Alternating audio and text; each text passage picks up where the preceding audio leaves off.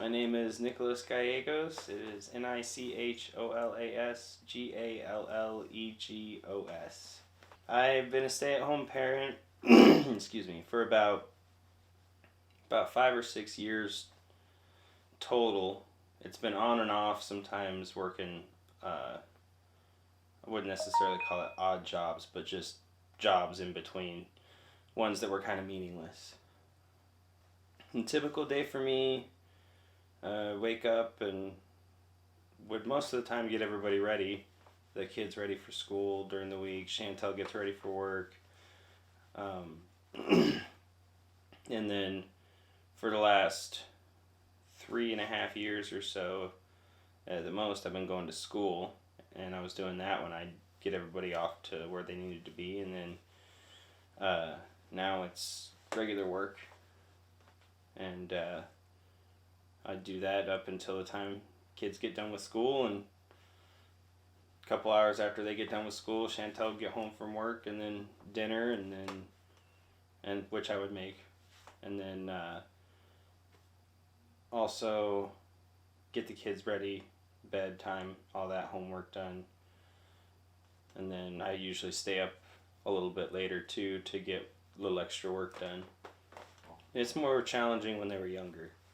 Yeah. Now that they got school, that's the big difference. Being gone 7.5 hours a day really helps. I can get all the work I need to done. The biggest challenge being a stay-at-home parent is probably, I'd have to say, not getting recognition for the stuff that you're doing. It seems that even if you do a bunch of stuff, like the stuff I do on computer is beyond what my wife knows anything about, so it's not like she can see what I've been doing all day. So if she comes home and something's not been cleaned or something like that, it tends to irritate her more because she doesn't understand that, yes, I do some of the housework. I don't do the housework by myself because I do have job and other things that I do. But the challenging part is just not having empathy from those that are around you most of the time. Being a video game designer, biggest thing I go to is video games to decompress. Got a decent group of friends that I play with, and we play different games, and that seems to make it all easier. Everything I learned, I didn't just know or whatever. I had to do a ton of research on how to be a parent, basically. Went to classes at the pregnancy center and watched YouTube videos on things. Just research over the years, and if you do your homework, it's pretty rewarding. I mean, it's almost like getting your degree in parenting.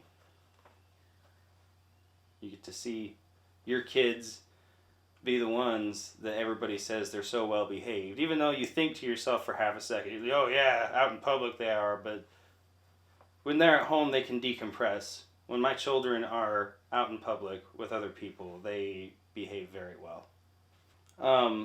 Advice I have for parents just starting out is do your homework. Every single boomer that ever told you that there is no handbook on how to parent is lying. There is a million handbooks on how to parent, and most of them are written by pretty intellectual people with degrees in early childhood development and things like that could seriously help you. Don't ever think that, doing the best I can. No, you're not.